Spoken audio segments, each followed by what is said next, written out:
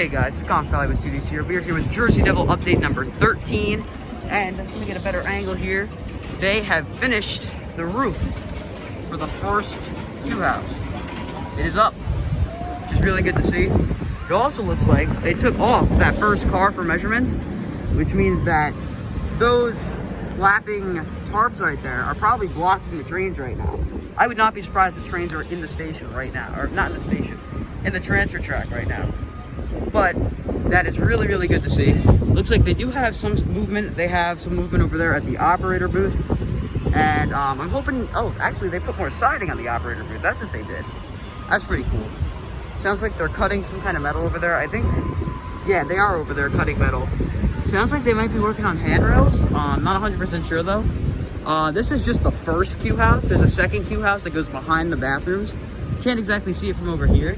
But yeah, it's really good to see some progress, and it also looks like there's a cool employee standing right in there in the maintenance building. Really, really cool to see.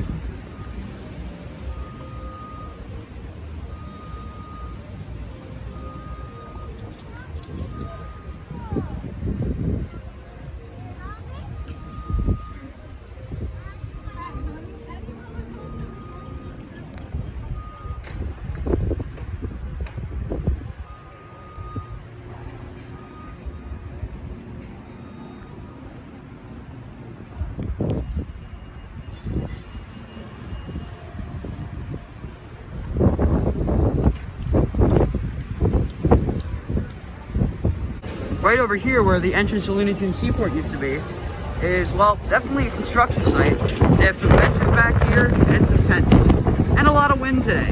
Now over here across from Jersey Devil Barbecue where the plaza entrance will be, looks like lots of work has been done over here.